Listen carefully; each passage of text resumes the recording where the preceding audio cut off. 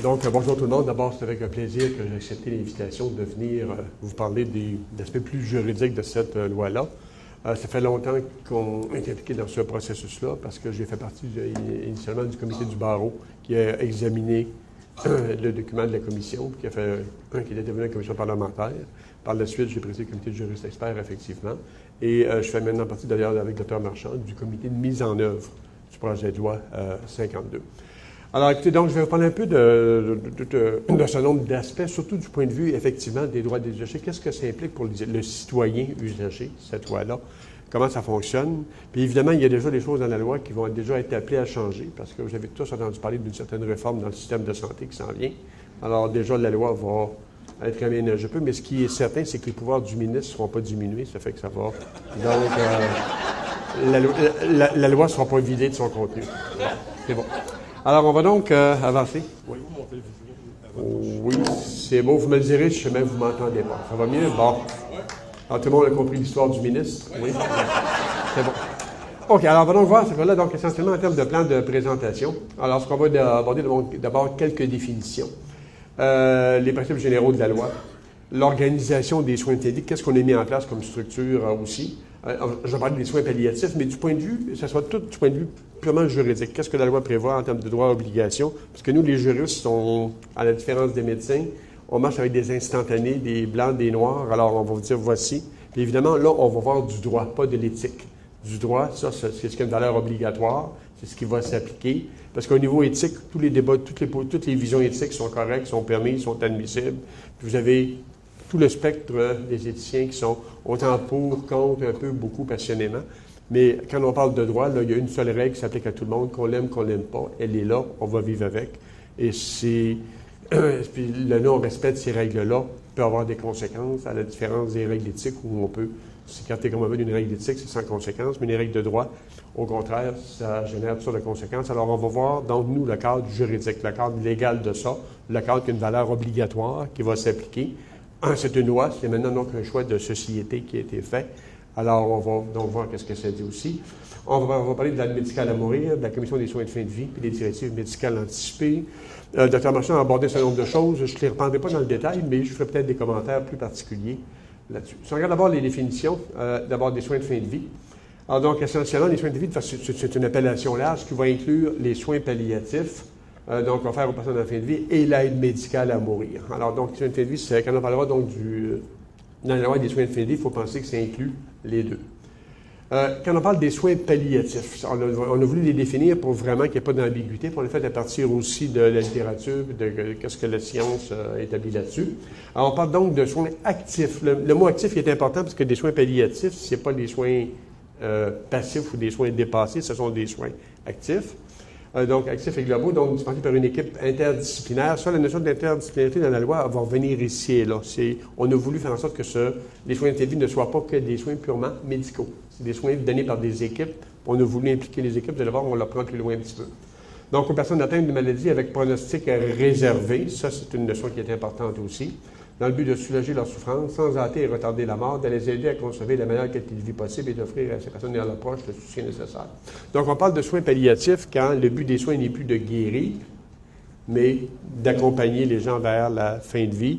Ça ne vise pas ni à hâter, ça pourra le faire des fois, ni à retarder, ça pourra peut-être avoir un peu cet effet-là aussi, mais ce n'est pas le but de ces soins-là, tout simplement, aussi. Et quand on parle de sédation palliative continue, parce que ça fait l'objet de beaucoup de discussions, parce que dans la littérature, on parlera plutôt de sédation palliative terminale. Le mot terminal disait bien qu'est-ce que la finalité de ça. On a préféré changer ça pour mettre le mot continu, parce qu'on disait qu'on craignait que le mot terminal ne traduise une intention qui pourrait peut-être avoir une coloration criminelle. Alors, préférons parler de sédation palliative continue, c'est correct. Donc, on dit un soin offert dans le cadre des soins palliatifs, parce que la sédation palliative continue, c'est une évolution des soins palliatifs. Il y a des gens qui ont écrit dans la littérature ici et là que c'était peut-être même une certaine forme de dérive ou de pente glissante. Allons pas dans ce débat-là, mais c'est une évolution, c'est apparu avec les soins palliatifs. Donc, consistant en l'administration de médicaments de substances à une personne en fin de vie dans le but de soulager sa souffrance en la rendant inconsciente de façon continue jusqu'à sa mort. Alors ça, donc, on l'a défini comme ça dans la loi. Et l'aide médicale à mourir, donc un soin consistant en l'administration de médicaments ou de substances par un médecin, une personne en vie. Donc, administration d'un médicament par un médecin, okay, à la demande de celle-ci, ça va être important de retenir ça tantôt, dans le but de soulager ses souffrances en entraînant son décès. Donc, le but ici, c'est l'objectif est vraiment d'entraîner le décès de la personne. Bon. Parlons d'abord des principes généraux. Alors, cette fois-là, comprendre des principes fort importants. Puis quand on est le citoyen usager, là, il faut comprendre ces choses-là. Puis quand on est un prestataire de services, quand on est sur les personnes qui donnent des services, il faut comprendre aussi ces droits-là des gens à qui on donne des services. Parce que la prestation de services, elle se fait dans un environnement légal qui définit ce qui peut se faire, ce qui ne peut pas se faire, puis qui décide de qui, de quoi aussi, tout ça. Essentiellement, donc, au niveau de l'autonomie, donc, c'est ce projet-là qu'on prend vraiment une affirmation d'autonomie de la personne. Ce n'est pas une extension ad infinitum de cette autonomie-là. On l'a élargi un peu, mais on l'a surtout affirmé aussi. Essentiellement, puis l'attention a commencé à l'aborder, depuis au moins la mi-50 du siècle passé, on s'est aperçu avec les développements de la médecine que la décision de fin de vie était de plus en plus une décision humaine qui va être prise tantôt par le médecin ou tantôt par le patient. Puis il y a dans tout l'Occident une revendication importante des patients pour reprendre le contrôle de ce processus décisionnel-là. Ce que cette loi-là fait, elle reconnaît simplement ce principe-là. Alors, du médecin ou du patient, la loi donne un peu plus de pouvoir au patient de contrôler sa fin de vie dans certaines situations aussi. Donc, et c'est vraiment ça, c'est important. Alors, on va voir un peu dans tout comment ça va se concrétiser. Alors, on prévoit donc une mise en place de structures, puis définir les rôles des intervenants, donc pour favoriser les choix de la personne. Alors, en fin de vie, ce qu'on a voulu donc dans l'affirmation des droits des patients, donc donner plus de choix aux patients en fin de vie. En contrepartie, la loi va mettre en place une organisation pour permettre ces choses-là. On permet aussi, puis ça c'est important, on va voir la conséquence de ça, donc un droit à des soins palliatifs. Ça va peut-être répondre à une question qui a été soulevée tantôt. On reconnaît, on encadre l'aide médicale à mourir. On crée une commission des soins de fin de vie, puis on établit un régime de directive anticipée. Ce sont les grands pans de la loi sont là. Alors, on peut les voir un par un. D'abord, l'affirmation de l'autonomie de la personne, qu'est-ce qu'on retrouve là-dedans? D'abord, l'objet de la loi lui-même, puis c'est important de le lire parce qu'il y a beaucoup de choses là-dedans qui sont intéressantes. Alors donc, c'est assurer aux personnes en fin de vie des soins respectueux de leur dignité. On va voir tantôt comment qu'on apprécie la dignité des personnes en fin de vie, parce que dans ce choix-là, dans ce projet de loi-là, il y a toute une affirmation de la dignité de la personne qui sous-tend tout ça. Okay? Et de leur autonomie. On dit que ça reconnaît donc la primauté des volontés relatives aux soins, exprimées clairement et librement par une personne, notamment par la mise en place des directives, de régime des directives anticipées. Ce qu'on voulait bien clairement, c'était de reconnaître en fin de vie les volontés que la personne va exprimer ou elle peut exprimer antérieurement dans différents mécanismes. On va les revoir tantôt aussi. Donc, on dit que ça précise aussi les droits des personnes et l'organisation et l'encadrement des soins de fin de vie de façon à ce que toute personne ait accès tout au long du continuum de soins. Puis c'est important, ça rejoint un peu ce que le Dr. Marchand disait, les soins de fin de vie sont perçus dans un continuum. Ce sont les derniers soins qu'on va recevoir. Parce qu'à un moment donné, on reçoit des soins actifs, des soins curatifs. Puis à un moment donné, quand la médecine ne peut plus guérir ou renverser le processus, bien, il y a encore une autre enveloppe de soins qui devient disponible jusqu'au dernier souffle de la personne, finalement, aussi. Donc, le droit des soins de qualité adaptés à ses besoins, notamment pour prévenir et apaiser ses souffrances. Alors, on va voir ça aussi. Bon. Alors donc, essentiellement, qu'est-ce que la loi reconnaît comme droit aux usagers? D'abord, le droit des soins de fin de vie. Elle a enfin un droit. Le droit de choisir son milieu de soins de fin de vie, parce qu'on va élargir la palette des organisations qui vont donner des soins. On prévoit effectivement un système de plainte, donc à l'établissement et au Collège des médecins qui sont traités en priorité. Bon. Alors, donc, ce qu'on a voulu d'abord codifier, parce que cette loi-là introduit des principes nouveaux, mais codifie des choses déjà établies. Il y avait déjà des choses bien établies, mais même bien établies, là, qu'on a de la misère à mettre en œuvre. Okay? Alors donc, on codifie bien clairement dans la loi que la décision d'une personne de refuser de recevoir des soins, les cas de refus de traitement, de retirer son consommant un soin nécessaire pour la maintenir en vie, donc le fait de, non pas de refuser, mais de demander qu'on arrête un traitement qui est en cours, ou de recourir à la sédation palliative ou à l'aide médicale à mourir. Bon. Alors donc, l'ensemble de ces décisions-là, on prévoit effectivement que d'abord, ça ne peut pas être invoqué jamais pour refuser de payer une personne une indemnité à laquelle elle a droit. Parce que ça, évidemment, on s'est demandé est-ce que toutes ces décisions-là, ça peut être des formes de suicide, puis à ce moment-là, les polices d'assurance vie ne couvrent pas c'est-à-dire, à ce moment-là, ne versent pas quand les gens se suicident. Les polices d'assurance vie ne sont pas payables quand le suicide survient moins de 2 ans après la souscription de police. Alors, on dit, ça, ces règles-là n'ont pas pour effet, donc, d'empêcher le paiement de ces choses-là, parce que ce n'est pas vraiment des suicides au sens criminel du terme-là. Okay? Bon. Donc, ce qui est déjà reconnu, essentiellement. D'abord, le droit d'une personne de refuser des soins, d'interrompre des soins ou de s'abstenir de soins. Ça, c'est de refuser à l'avance, par exemple, d'être réanimé, ce genre de choses-là. Alors, lorsque c'est une ou l'autre de ces décisions-là peut entraîner la mort, ou encore des traitements qui peuvent accélérer la mort aussi. Alors, donc, actuellement, tous ces règles-là sont bien reconnues. C'est la jurisprudence qui établit ça. Dans le NCB, par exemple, pour le droit d'interrompre des soins. Manoir doit prendre de la Côte-Corbeil pour le droit de s'abstenir de soins. Mallette contre Schumann pour le droit de refuser des soins, même si ça peut causer la mort. Ils ont plusieurs décisions. En jurisprudence, c'était bien connu, mais sur le terrain, on a de la misère avec ça. Parce qu'évidemment, puis on l'a encore vu l'été dernier, il y a eu une décision juillet 2014, la Cour supérieure à Montréal, un patient tétraplégique qui demande effectivement qu'on arrête de l'alimenter. Puis le C3S, n'était pas certain si on devait respecter ou non ces volontés-là. On a fait expertiser le patient par un psychiatre qui dit qu'il est parfaitement apte, mais même avec un patient apte qui refuse des soins, on s'était adressé au tribunal pour voir si on devait respecter sa décision. Ça, en 2014, ça n'a pas de bon sens parce que le droit, il est clair là-dessus. Là, c'est écrit dans la loi en toutes lettres. Puis les personnes ici, pour refuser des soins, s'abstenir de soins ou interrompre des soins, n'ont pas besoin d'être en fin de vie, n'ont pas besoin d'être dans des conditions de l'aide médicale à mourir, là. Alors, c'est un droit qui est beaucoup plus large que celui qu'on a ouvert à l'égard de l'aide médicale à mourir. Il n'est pas assujetti du tout aux mêmes conditions. Il est assujetti à un seul critère, l'aptitude à consentir. Alors, donc, quand le patient est apte à consentir, qu'il refuse, qu'il s'abstienne, qu'il interrompe des soins, pour des bonnes raisons, des mauvaises raisons, pas de raison du tout, du moment qu'il est apte, bonjour. Tout simplement, c'est le droit du patient de faire ces choses-là. En passant, l'aptitude à consentir, parce qu'on va y revenir souvent, c'est quoi ça? Est-ce que la personne est capable de recevoir et comprendre l'information qu'on lui donne? Ça, c'est l'information du consentement éclairé. Donc, est-ce qu'elle est capable de comprendre son diagnostic, notamment qu'on veut faire, le bénéfice qu'elle va retirer, les risques auxquels elle s'expose, les inconvénients d'un refus d'un rapport et les traitements alternatifs. C'est capable de comprendre ça et exprimer sa volonté, elle est apte à consentir. Que ça génère une mauvaise décision, une bonne décision, c'est pas important, on ne s'occupe pas de ça. Dans le domaine de la santé, trop souvent, on s'accroche, on dit, bien, quand les gens refusent des soins, ils prennent une décision qui est préjudiciable, c'est la preuve qu'ils sont inaptes. Quand ils font ce que l'équipe médicale souhaite, c'est la preuve qu'ils sont aptes. Là. Non, je ne caricature pas, là. C'est encore des cultures qui existent. Il y a de la croûte qu'on ne réussit pas à décoller du paternalisme, là. Alors, il faut qu'on l'enlève une fois pour toutes.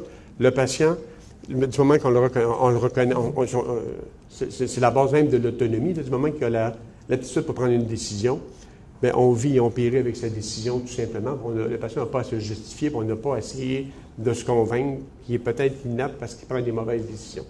Bon. On prévoit aussi ce droit de refus-là, d'interruption ou d'absence de traitement. On le reconnaît à un certain degré. Moindre, mais on le reconnaît pour le mineur et le majeur inapte aussi. On reconnaît aussi, on codifie aussi,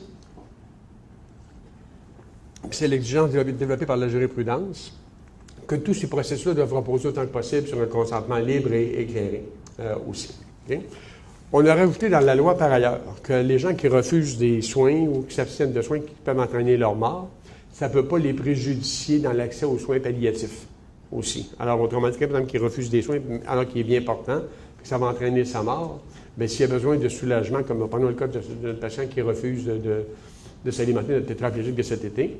Alors, il demandait par ailleurs que l'établissement, c'est-à-dire, elle disait, bien, le patient, il refuse de s'alimenter, demande qu'on lui donne des traitements pour soulager ses souffrances.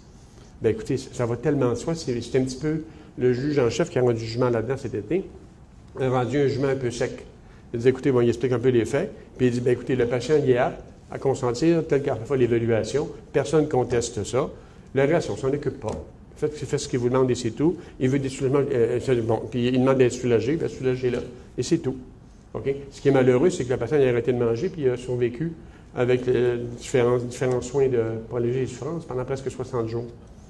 C'est considérable. On s'est posé la question, est-ce qu'il y a eu accès à l'aide médicale à mourir avec ce projet de loi-là? La réponse légale, c'est non. Vous allez comprendre les raisons tantôt. C'est beau?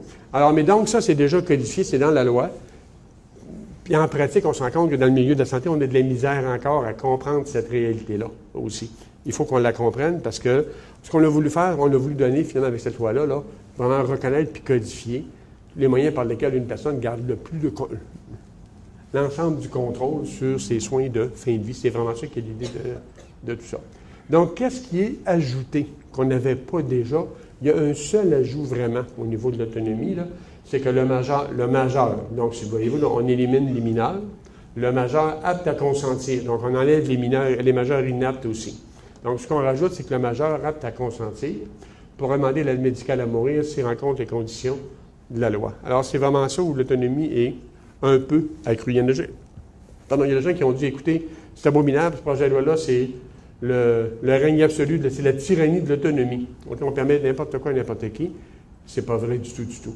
On accroît un petit peu l'autonomie des personnes dans un contexte très particulier. On maintient ce qui est déjà là, le droit de refuser, s'obtenir, interrompre des soins, même si ça cause la mort. On va rajouter une possibilité de décision qui touche l'aide médicale à mourir. On va l'avoir un peu plus.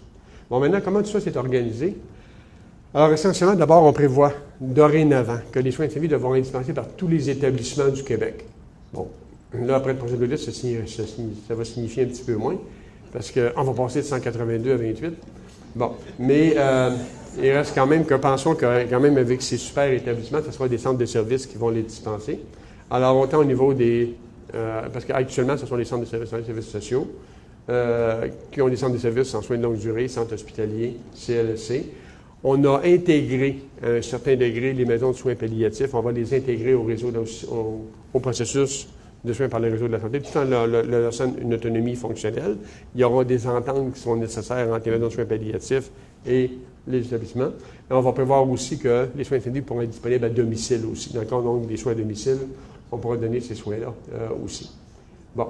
Alors donc, essentiellement, alors là, le ministre a beaucoup de pouvoir. Dr Barrett, comme je vous disais, ne changera pas ça sûrement.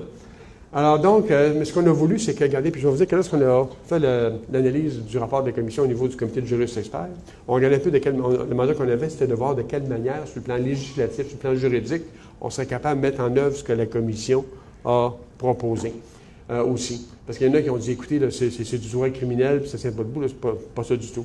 Nous, ce qu'on a dit essentiellement, ce projet de loi-là, c'est un projet de loi de santé. Puis il va être ancré dans le système de santé. Donc, c'est le système de santé qui le gère. On a voulu le faire gérer par le système de santé, d'une part, pour des questions d'uniformité. On a voulu éviter que ce soit des médecins seuls, ici et là, qui décident de pratiquer ça, avec évidemment ce que ça permet comme déviance puis comme écart éventuel.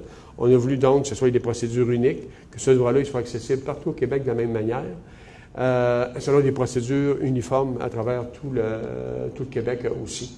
Et on a voulu que ce soit aussi contrôlé par le système de santé. Alors, le contrôle va partir d'abord du ministre. C'est ça. Alors, donc, le ministre va établir donc des orientations pour définir de quelle manière ça va être appliqué. Ce n'est pas un précédent parce que, par exemple, en matière d'isolement et de contention, la loi prévoit que le ministère émette des orientations ministérielles, il le fait. Alors, on pense aussi qu'en matière de soins de fin de vie, il serait approprié que le ministre émette des orientations de cette nature-là aussi. Orientation pour faire en sorte que chaque établissement va élaborer une politique qui va tenir compte, qui va s'inscrire là-dedans aussi. Bon, après ça, on a, donc, essentiellement aussi, la loi prévoit que le ministre peut obtenir beaucoup de renseignements de la part des établissements lorsqu'on va appliquer ces procédures-là. Je vais vous faire grâce du texte ici. Bon, alors c'est ici, voyez-vous, quand je dis qu'il y a déjà des choses qui sont plus à date, les agences. Alors donc, feu les agences. Ça va tout probablement être transféré, d'après moi, cette responsabilité risque fort d'être transféré au niveau des CIS. CISA, Centre intégré de santé et de services sociaux. Donc, c'est le genre de... le projet de loi 10 n'en parle pas, mais ça va être le genre de responsabilité qu'on va transférer sur une base régionale. Essentiellement, ce n'est pas le genre de choses que le ministre va se garder. Donc, c'est de voir au niveau de la région les modalités d'accès donc aux différentes ressources qui donnent des soins palliatifs, puis informer la population de son territoire, évidemment, de ces modalités d'accès-là pour que les gens puissent y accéder. Alors ça va être pas mal transféré vers les CIS aussi. En passant, la loi est adoptée en juin. est supposé rentrer en vigueur le 18 décembre 2015. Alors donc, actuellement, c'est toute la phase. Tantôt, on va poser la question pour comment c'est qu'il n'y a pas déjà des soins palliatifs organisés partout, là. Ça va se développer sur 1 an et demi, 2 ans, la mise en œuvre de cette loi-là aussi. OK? Bon, alors donc, c'est bon. Maintenant, au niveau des établissements, alors là, ça va être important. Alors, la loi va maintenant obliger tous les établissements du Québec à offrir des soins de fin de vie dans leurs diverses installations aussi. Bon, puis on prévoit aussi que ça va donc devoir favoriser l'interdisciplinarité. Alors, donc, essentiellement, l'obligation qu'on fait aux établissements, parce qu'on donne des droits aux patients, on donne des droits à l'usager, mais c'est bon avoir des droits, si personne n'a d'obligation de l'autre côté, ça reste vide. Alors, on crée des droits, des obligations, puis évidemment, quand ce n'est pas respecté, c'est là que les usagers peuvent avoir des recours, incluant des recours judiciaires, pour les faire respecter. Autrement dit, on donne un caractère obligatoire. Si on n'est plus dans les vœux pieux, là, ça peut avoir un caractère opérationnel si jamais quelqu'un décidait de ne pas appliquer ces choses-là, de s'en écarter, bien, la loi, elle est là, puis elle donne des droits. Alors, c'est aux citoyens à appréhender ces droits-là aussi, puis à occuper le terrain que ça permet. Alors, donc, essentiellement, d'abord, on va obliger tous les établissements à mettre en place donc, un programme clinique de soins de fin de vie. Alors, c'est important qu'on va définir ces choses-là. Après ça, on va obliger aussi les établissements à adopter une politique sur les soins de fin de vie. Donc, chaque établissement va en avoir une qui va tenir compte des orientations ministérielles, puis qu'on devra diffuser une fois qu'on l'aura adapté auprès de tout le personnel, des professionnels, des familles, puis des proches des personnes aussi. Donc, essentiellement, pour que tout le monde dans la population connaisse de quelle manière on organise, puis on donne des soins de fin de vie ici. Soins de fin de vie, rappelez-vous, là, soins palliatifs et aide médicale à mourir, le cas échéant aussi. Il y aura un rapport annuel au conseil d'administration de l'application de cette loi-là, qui sera fait aussi, qui indique effectivement ce qu'on a fait comme activité au niveau des soins de fin de vie, au niveau des soins palliatifs, de l'aide médicale à mourir, etc., de la sédation palliative qu'on a administrée, etc. Alors donc, on aura tout ça dans le rapport annuel. Bon. OK, puis le rapport annuel va donc donner donc, toute une série de statistiques, je passe vite là-dessus. Là. Bon.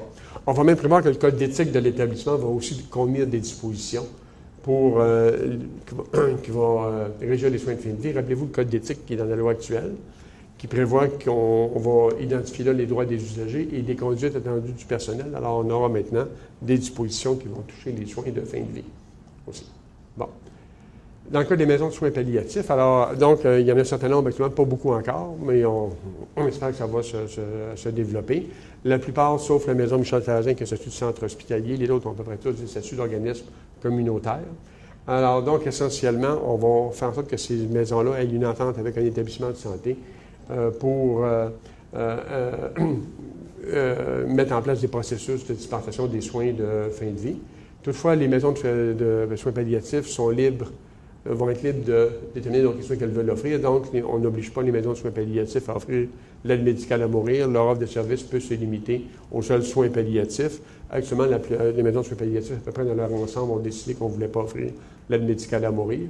On verra l'évolution qu'il y aura, puis selon ce que les membres des diverses organisations décideront de faire. Puis si on veut offrir ces services-là éventuellement aussi, ça sera à chaque organisation à décider qu'est-ce qu'on veut le faire aussi. Alors, on va les obliger à adopter un code d'éthique et une politique de soins de fin de vie aussi.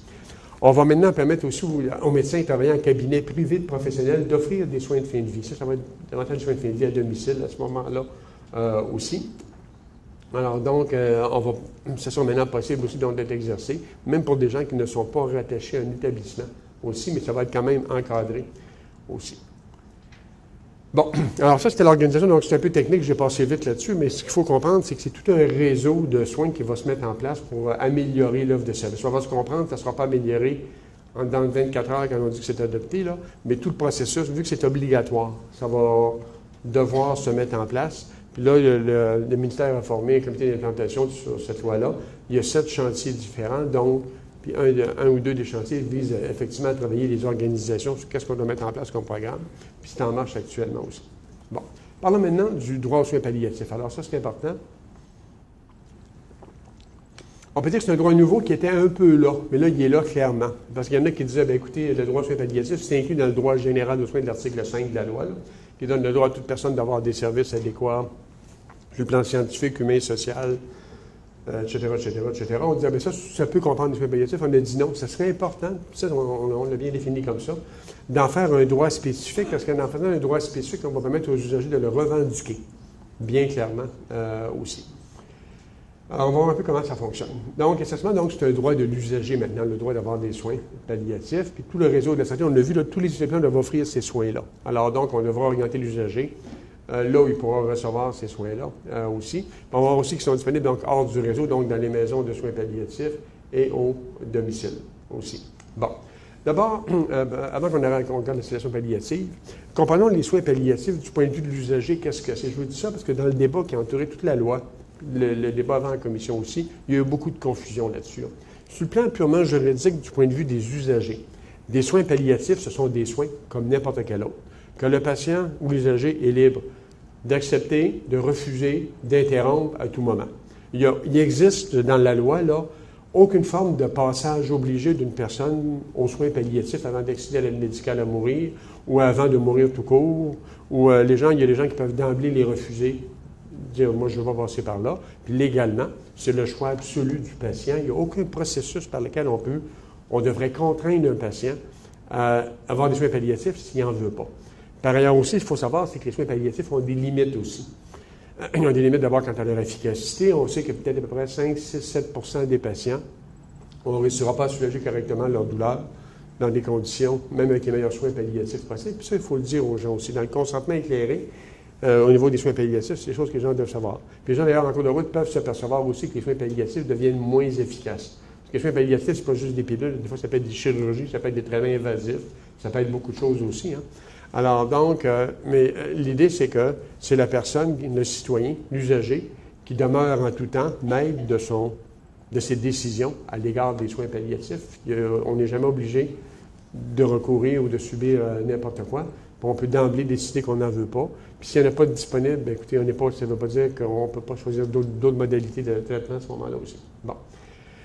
Dans les soins palliatifs, c'était développé, à partir du début des années 90, un processus de soins qu'on a appelé la sédation palliative, qu'on appelait terminale. Dans la littérature médicale, elle est définie comme étant terminale. Là.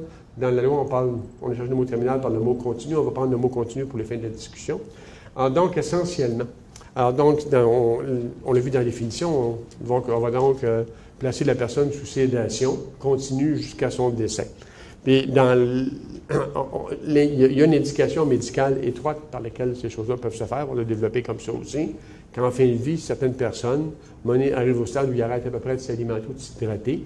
Puis ça, on est tout près de la mort à ce moment-là. On a donc mis en place ce processus-là pour aider les gens à mourir. Et on arrête, donc on ne les hydrate pas parce que les hydrater, les nourrir, ça va prolonger tout simplement l'agonie. Ce qu'on s'est aperçu, c'est qu'à l'usage, cette pratique-là s'est élargie beaucoup et que l'indication médicale est devenue beaucoup plus floue et incertaine.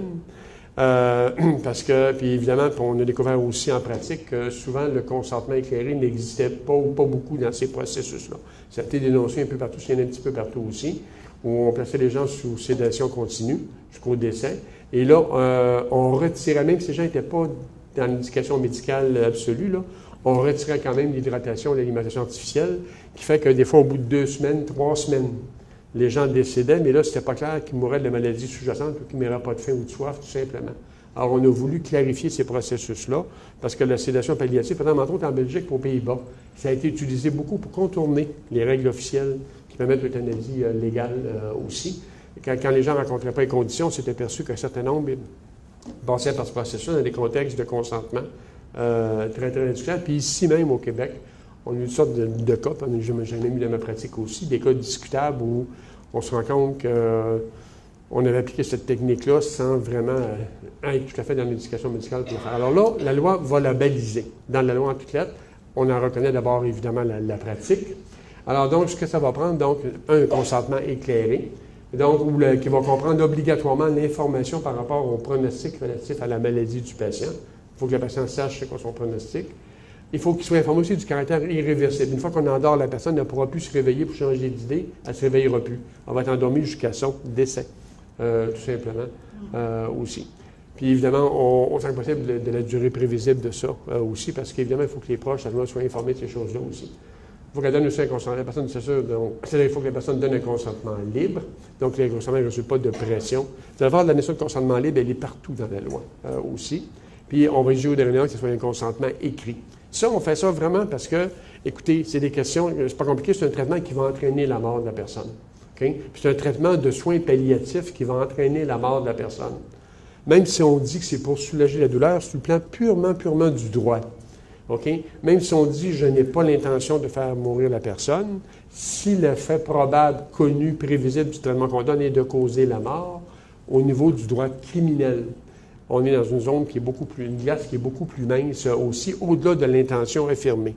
Alors donc, on s'est dit, bon, c'est important que cette pratique-là, d'abord, qui existe maintenant, puis qui est acceptée pour certaines indications médicales, c'est important d'abord qu'on la balise, qu'on la clarifie, puis que lorsque les gens veulent y recourir, ou lorsqu'il y a une indication pour y recourir, qu'on puisse y recourir aussi, mais en faisant ça de façon transparente, en documentant, en informant aussi, tout ça. Bon, alors donc, essentiellement, la décision va donc devoir se faire sur un protocole clinique qui va être adopté par le Conseil des médecins dentistes et pharmaciens, selon les normes cliniques élaborées, entre autres, par le Collège des médecins. Le Collège est en train de préparer ces choses-là actuellement aussi.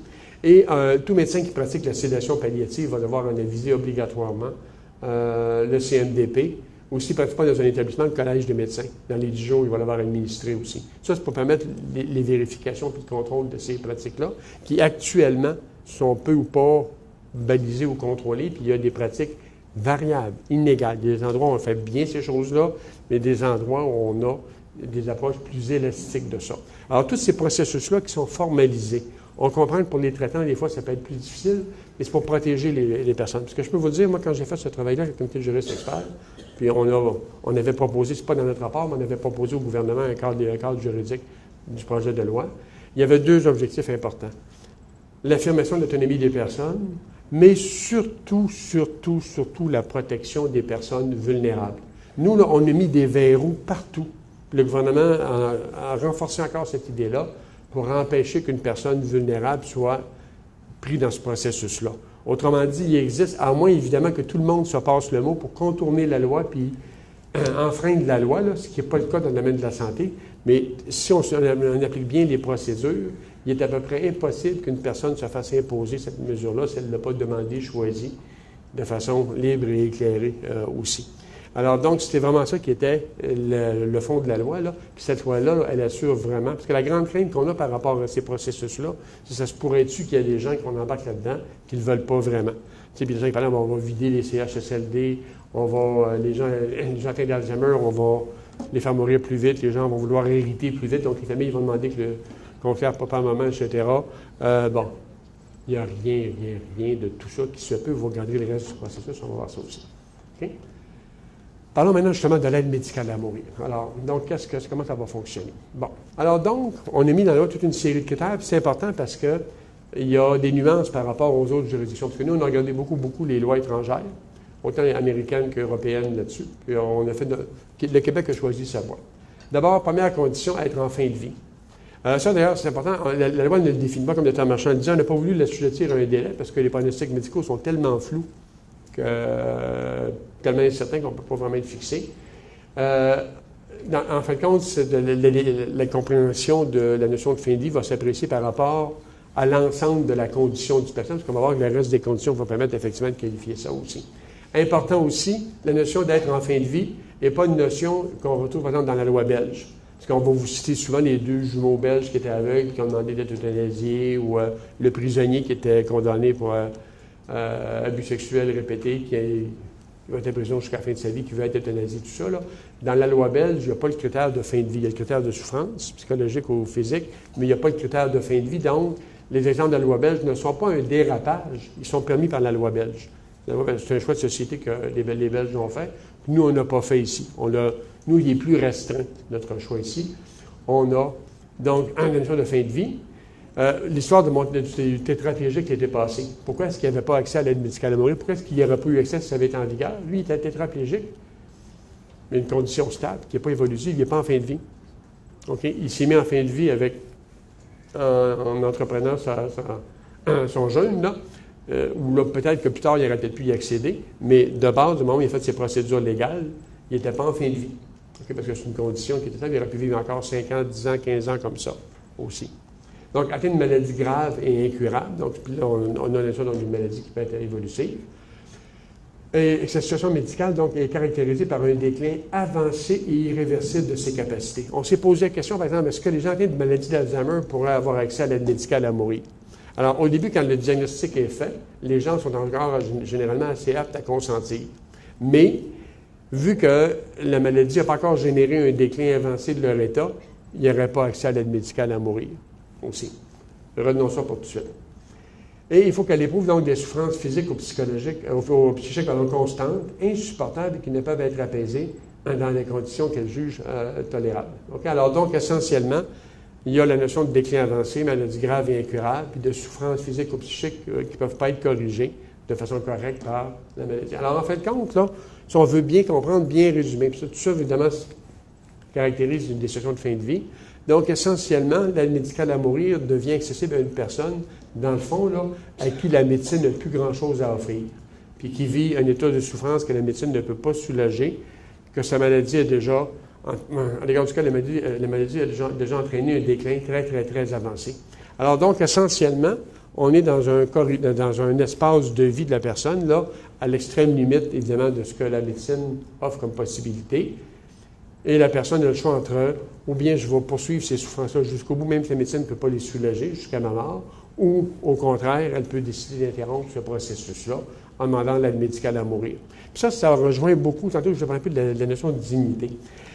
Les tribunaux, la jurisprudence s'est prononcée souvent là-dessus. Okay? D'abord, aujourd'hui, juste pour parler un peu de l'état du droit. Les tribunaux ne favorisent plus le maintien de la vie pour la vie. Okay? La vie comme valeur en soi, là, c'est plus une valeur à laquelle les tribunaux vont attacher de l'importance. Puis quand les tribunaux ont à décider ou à apprécier le respect des refus de traitement ou pas, on ne vise plus à maintenir la vie pour la vie, ou la vie à tout prix. On va protéger le maintien de la vie quand la vie a encore une certaine dignité. Puis la dignité de la vie, c'est ce que la personne, essentiellement, comment la personne elle-même la définit. Autrement dit, ce qui est la dignité de la vie pour moi peut être très différent de ce que ça peut l'être pour chacun d'entre vous. Mais ce qui est important, c'est que moi, la dignité de ma vie, je me fais une vision de ma vie, puis c'est ça le sens que je donne à ma vie, puis c'est ça la dignité de la vie. Les tribunaux, généralement, considèrent que quand la vie se ramène essentiellement à de la souffrance, à une dégradation physique ou psychologique, puis que la personne a perdu le contrôle aussi de ces choses-là, généralement, les tribunaux, au nom de la dignité, ne privilégient pas le maintien de ce type de vie-là aussi actuellement, quand la personne ou les gens qui la représentent à ce moment-là souhaitent arrêter ou interrompre les soins. Dans plusieurs décisions, les tribunaux, justement, ont permis des arrêts de traitement quand le traitement ferait juste prolonger une agonie déjà en place, ferait juste prolonger les douleurs non soulageables, etc. Alors, on a beaucoup de décisions là-dessus. Donc, ce que le projet de loi, finalement, propose comme espace où l'aide médicale à mourir devient disponible, là, ça rejoint beaucoup l'état du droit, si on veut, où les tribunaux considèrent que la dignité de la vie est à peu près disparue aussi. Puis dans ce contexte-là aussi, la jurisprudence est bien claire. L'État a le devoir, de façon générale, de protéger le caractère sacré de la vie, mais en fin de vie, plusieurs décisions des tribunaux ont dit, écoutez, ce droit-là, il devient moins important en toute fin de vie, où là, l'autonomie de la personne peut redevenir prépondérant sur les décisions qu'on va prendre. Alors ça, ce sont les conditions médicales pour avoir accès à l'aide médicale à mourir. Maintenant, la personne elle-même pour y avoir accès. Alors donc, on vient de voir les conditions médicales. Alors, qui peut y avoir accès? Une personne majeure, donc 18 ans et plus, apte à consentir. Donc, ça enlève les personnes inaptes à consentir, donc des majeurs inaptes à consentir. Alors là, je reviens à ma condition d'Alzheimer de tantôt. Au début de la maladie, stade 1, 2, 3 de la maladie, les gens sont généralement aptes encore à consentir, sont encore capables de comprendre, passer de bonne journée, comprendre leur état, exprimer leur volonté, tout ça. Quand ils rencontrent les conditions médicales pour avoir accès à l'aide médicale à mourir, déclin avancé des facultés, en fin de vie, tout ça, donc c'est les stades plus avancés de la maladie, généralement, les gens ont perdu leur capacité cognitive. Donc, ne sont plus aptes à consentir. Ça veut dire qu'une personne atteinte de maladie d'Alzheimer en fin de vie ne pourrait pas demander l'aide médicale à mourir parce qu'au moment où on rencontre les conditions médicales pour le demander, en très, très, très, très forte probabilité, elle sera plus apte à consentir pour le faire. Donc, les gens qui disent, écoutez, on va régler le problème de maladie d'Alzheimer au Québec avec cette mesure-là, là, on ne réglera rien avec ça du tout, parce que ce recours-là n'est pas possible. Puis évidemment, il faut que les personnes soient assurées aussi en niveau de la loi sur l'assurance maladie. Comme le docteur Marchand le disait, on avait prévu, nous, effectivement, ces choses-là pour éviter le tourisme de fin de vie aussi. Le Québec va rester une société distincte par rapport à ça. Remarquez que je fais un peu de farce là-dessus, mais les autres provinces suivent avec beaucoup d'intérêt le débat au Québec. Moi, j'ai eu des échanges avec des gens comme Britannique, Ontario, tout ça, pour se demander tout ce qui se passe, puis notre loi est suivie avec beaucoup d'envie. Aussi, l'Ontario souhaite faire un débat là-dessus. Alors donc, conditions médicales qu'on a vues tantôt, on vient de voir qui peut le demander. Maintenant, de quelle manière? Alors donc, essentiellement, ça, c'est prévu aux articles 26, 27, 28 de la loi. Là. Alors donc, c'est la personne elle-même qui doit, de manière libre et éclairée, formuler elle-même la demande d'aide médicale à mourir au moyen du formulaire prescrit par le ministre. Bon, il y a beaucoup de ministres dans la loi, c'est pour ça qu'elles ne changeront pas là. Alors donc, essentiellement, il faut que la demande émane de la personne elle-même. Donc, ça veut dire que le médecin ne peut pas le demander pour son patient. La famille ne peut pas le demander pour la personne. Ce n'est que la personne elle-même qui peut le demander. Puis ça, c'est important parce qu'il faut que tous les intervenants comprennent bien ces choses-là. Parce que dès qu'on s'écarte de ces processus-là, il faut que les intervenants s'en mêlent et disent « Non, on a un problème, là, ça ne fonctionne pas. » C'est ça. Alors donc, le formulaire, il va contenir lui-même un certain nombre d'informations aussi. On va travailler à mettre en place ce formulaire-là qui va contenir de l'information utile pour la personne aussi. Il faut que ce soit donc daté, signé par la personne elle-même ou si elle n'est pas capable de signer, donc par des gens qui vont attester que c'est bel et bien sa volonté aussi. Bon. On demande que la demande soit signée devant un professionnel de la santé, puis que si ce n'est pas le médecin traitant, qu'elle soit remise au médecin traitant le cas échéant. Important, la demande peut être retirée en tout temps. Parce que pour les gens, juste savoir qu'ils peuvent le faire, ça peut des fois leur donner le sentiment qu'ils contrôlent encore quelque chose. Ils disent, parfait, mais là, je peux le faire, je ne vais pas plus loin. C'est correct. Bon, c'est important de voir ça comme ça aussi. Bon. Alors, comment ça se passe? Alors là, on vient de voir les conditions. Qui peut le demander, de quelle manière? Alors là, la personne le demande. Comment ça va fonctionner? Regardez bien la procédure. D'abord, le médecin. Parce que c'est un médecin qui va être impliqué là-dedans, qui va gérer ça essentiellement. Donc, avant d'administrer l'aide médicale à mourir, le médecin doit, s'assurer que la personne a les qualités exigées par la loi. Alors, majeur, apte à consentir, résident du Québec. 1. 2. S'assurer qu'elle satisfait les conditions médicales prévues par la loi. Donc, si le médecin va se prononcer donc, sur l'état de santé de la personne, qu'elle est en fin de vie, qu'elle a une diagnostic de maladie grave et incurable, qu'elle a un déclin avancé de son état, qu'elle éprouve des souffrances physiques ou psychologiques importantes aussi. Il y en a qui ont dit, écoutez, là, on a-tu pensé aux erreurs de diagnostic dans ce cas-là? Bon, regardez, on va se comprendre, tout est possible, là, mais sur le plan pratico-pratique. OK, les maladies qui entraînent le déclin, il n'y a pas de maladie vraiment, il y a peu ou pas de maladies aiguës à ma connaissance qui entraînent un déclin graduel des facultés. Ça, c'est des maladies qui durent depuis un certain temps déjà. Généralement, au niveau du diagnostic, on va avoir eu amplement d'occasions de valider le diagnostic. Il y a peu de chances qu'on se trompe par rapport à ces choses-là aussi. Puis l'histoire médicale, elle va être documentée au dossier, là. Okay, il n'y a pas de scénario par lequel quelqu'un pourrait se réveiller un bon matin à l'hôpital pour n'importe quelle condition et dire « OK, je veux l'aide médicale à mourir après-midi. Appelez mon docteur. » Ça ne fonctionne pas comme ça. C'est un processus qui va se dérouler sur un certain temps aussi, qui va donner le temps qu'on le regarde comme il faut. Bon, alors donc, majeur apte à consentir, résident du Québec, qui a toutes les conditions médicales prévues par la loi.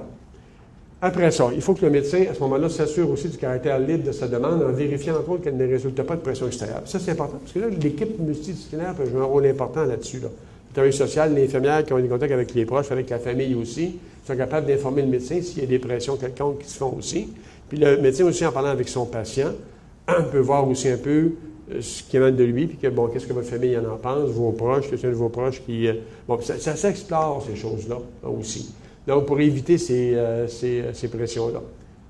Après ça, il faut qu'il s'assure du caractère éclairé de la demande, notamment en informant du pronostic des possibilités thérapeutiques envisageables et de leurs conséquences. Là, on va venir aux soins palliatifs. Quand la personne fait cette demande-là, dans le processus de consentement éclairé pour décider si on donne ou non l'aide médicale à mourir, les alternatives sont importantes. Vous dites, écoutez, oui, on peut pouvoir accéder à l'aide médicale à mourir, mais attention, les soins palliatifs sont toujours là aussi. Puis si vous préférez, on est capable peut-être de modifier, changer, intensifier vos soins palliatifs aussi. Peut-être que, bon, ça fait partie du processus de consentement éclairé. Mais le patient n'est pas obligé d'accepter ça. Il peut décider, non, moi j'en ai assez, ou moi je n'ai pas d'espoir, ou ma maladie est déjà rendue loin.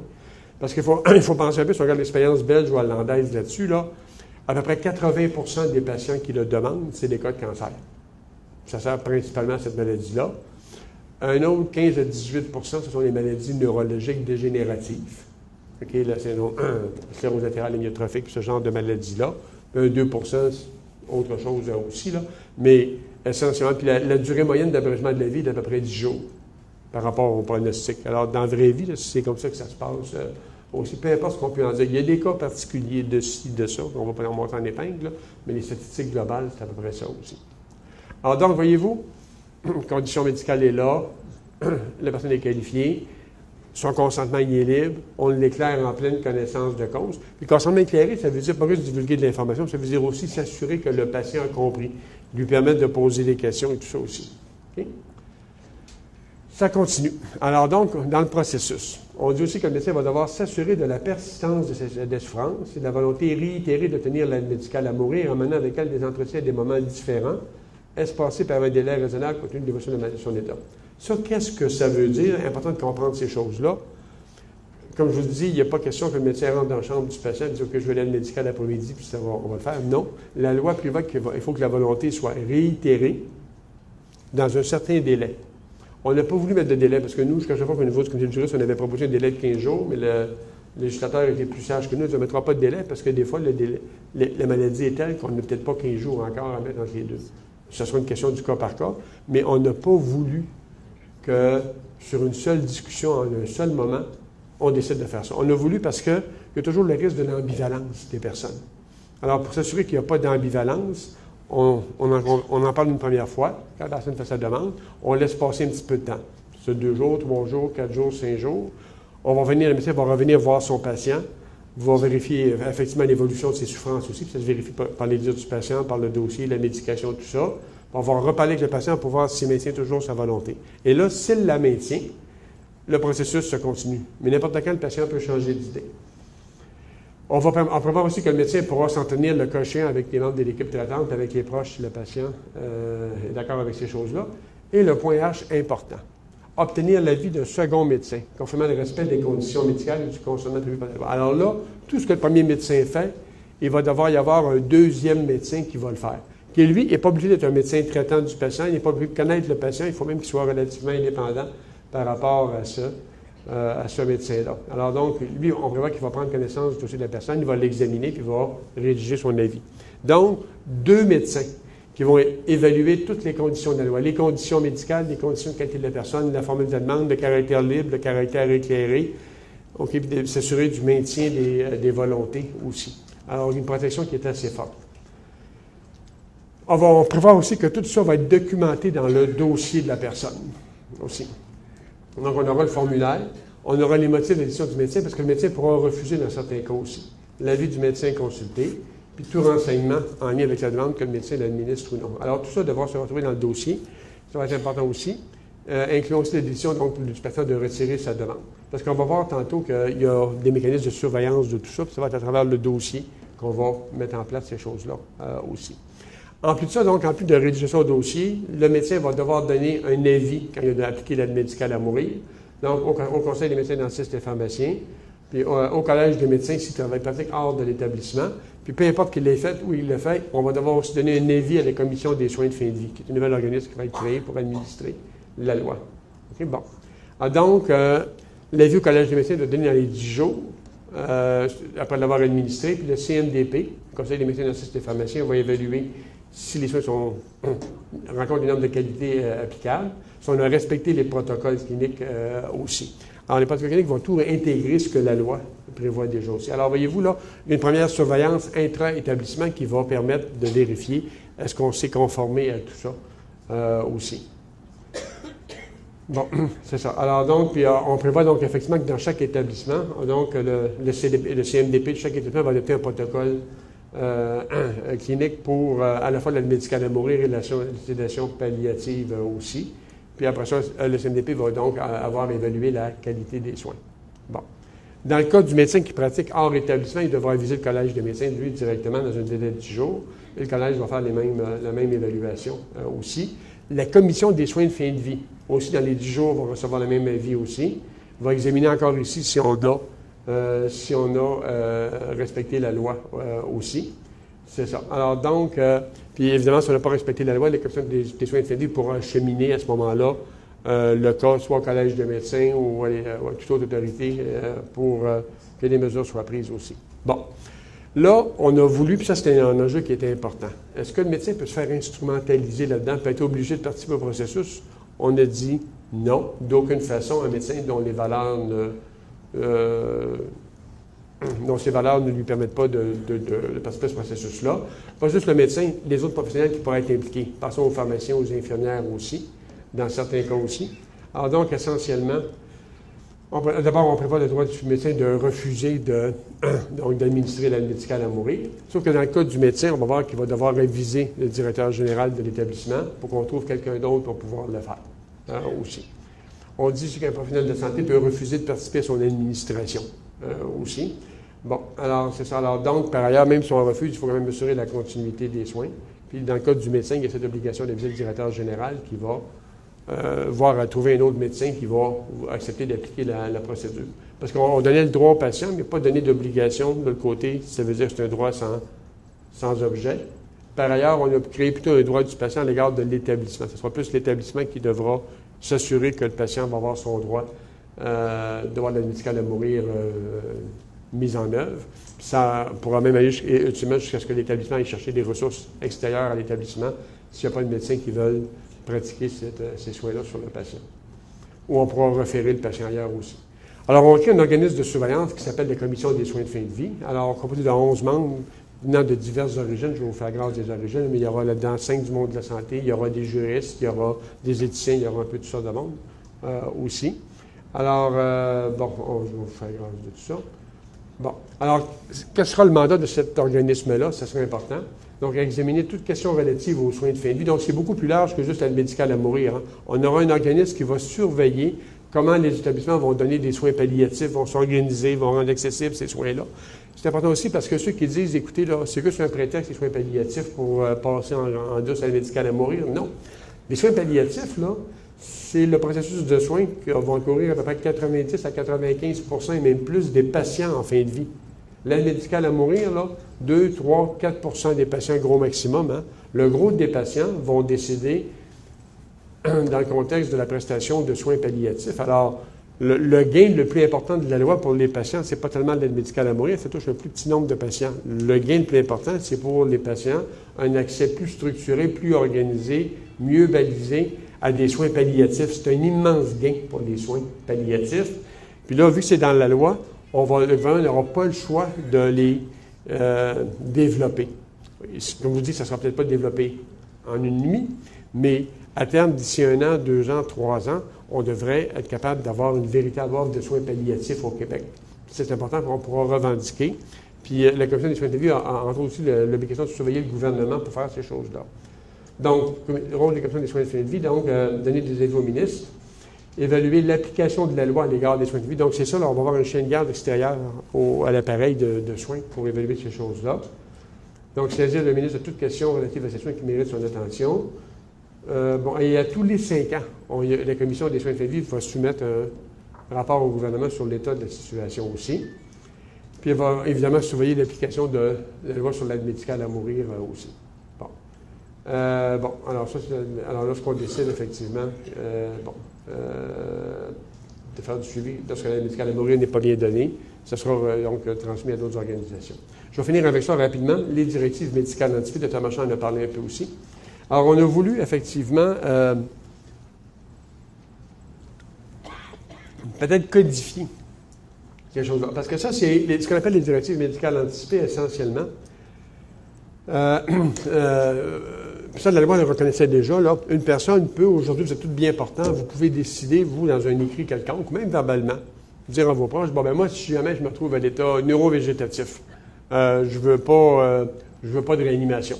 Ou si je fais une infarctus, ou encore si je suis en CHSLD, puis j'ai une infection, pas d'antibiothérapie, laissez-moi passer. Bon. Alors, on peut tout faire ça.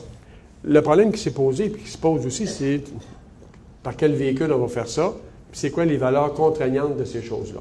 En général, puisqu'il y a plusieurs écrits, Les volontés, on peut les exprimer verbalement d'une part, c'est trop difficile d'en faire de la preuve à ce moment-là, dans des écrits. Il y a plusieurs formes d'écrits. Il y a le mandat en cas d'inaptitude. Vous avez ce qu'on appelle improprement le testament biologique.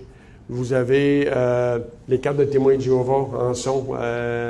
Également, on refuse à l'avance des transfusions sanguines. Différents processus comme ça qui existent à gauche, à droite, où on est capable d'exprimer des volontés. Le problème, c'est toujours de savoir jusqu'où ces volontés-là sont contraignantes. Généralement, l'idée générale, ils vont être contraignantes généralement lorsqu'on exprime des refus de soins. Ils ont généralement peu d'effet lorsqu'on demande qu'on fasse des choses, parce que ce qu'on demande, ça dépend de la volonté de tierces personnes qui veulent peut-être pas le faire. Exemple, quand on dit, par exemple, écoutez, j'exige, par exemple, que si je tombe en arrêt, je vais être réanimé à tout prix tout le temps. Non, vous pouvez avoir des fois des conditions de la réanimation, et puis si vous avez un cancer du poumon en phase terminale, à un moment donné, vous allez tomber en arrêt. Puis là, même si on vous réanime, il n'y a plus moyen de vous réanimer parce que médicalement, il n'y a plus de possibilité. Alors donc, vous ne pouvez pas exiger qu'on vous donne des soins. D'habitude, tous les processus de volonté anticipée, l'effet plus coercitif de ça, c'est à l'égard des refus. Quand on demande certains soins, là, c'est beaucoup plus aléatoire parce que il faudrait que ça soit indiqué médicalement, il faudrait qu'on ait les ressources, il faudrait que les gens veuillent le faire. Exemple, je veux mourir à domicile. Mais si vous avez une condition médicale qui fait qu'à domicile, les gens qui ne sont pas capables, vous avez trop de besoins pour que les gens qui s'occupent de vous à domicile soient capables de le faire sans s'épuiser complètement. À un moment donné, on va essayer de vous garder un petit bout de temps, mais quand ça n'ira plus, on va appeler le 911, puis vous risquez de mourir à l'hôpital, même si ce n'est pas votre volonté aussi. Alors, il faut toujours faire attention à ces choses. Alors, donc, au niveau des documents de soins de fin de vie, là, dans la loi, on a voulu aborder ça, parce que c'est important. Alors donc, la loi va donc permettre à toute personne majeure, encore de 18 ans, apte à consentir, ça revient toujours encore tout le temps. Donc, elle pourrait donc déterminer dans des directives médicales anticipées, on va appeler les DMA pour la suite, là, ça va s'appeler comme ça. Donc, les soins médicaux qui pourraient être requis par son État et auxquels elle consent, ou non, au cas où elle deviendrait inapte à le faire. Alors donc, essentiellement, dans une directive médicale anticipée, on va exprimer les soins auxquels on consent ou pas. On va pouvoir inclure là-dedans le consentement à l'égard des soins de fin de vie, sauf l'aide médicale à mourir. Autrement dit, le seul soin de fin de vie qui ne sera pas possible d'être demandé dans le cadre d'une directive médicale anticipée, c'est de demander l'aide médicale à mourir si vous rencontrez des conditions. OK.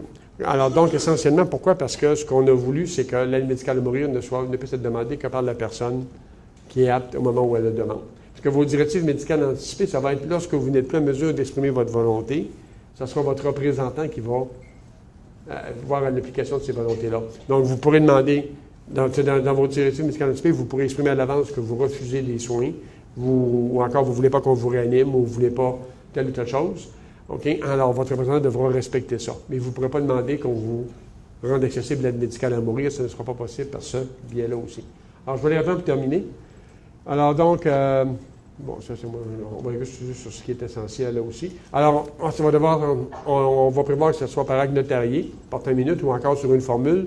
Actuellement, on travaille à mettre en place la formule pertinente pour ces choses-là aussi. On va rapidement passer là-dessus. Bon, c'est des choses plus techniques.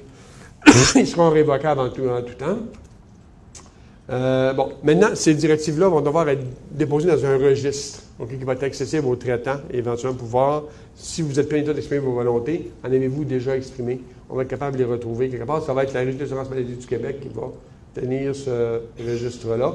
Puis, quand vous devenez inapte, on va évidemment verser vos directives dans votre dossier aussi. Bon, OK, ça c'est moins important aussi. Alors, donc, essentiellement, lorsqu'on va régler certains problèmes, on va dire que ces directives-là, on ne se questionnera plus de voir si les gens étaient aptes ou pas au moment où ils l'ont fait. On va dire que ça a de la même valeur que si ça avait été exprimé de vive voix aussi. Puis, on va présumer donc, que ça donne un consentement éclairé. Puis, on va leur donner une valeur plus contraignante aussi. Bon. C'est bon. Donc, alors, le reste, c'est peut-être moins important. Alors, donc, essentiellement, dans le cas des directives médicales anticipées, ce qu'il faut retenir, c'est qu'on va inciter les gens à refaire ces choses-là.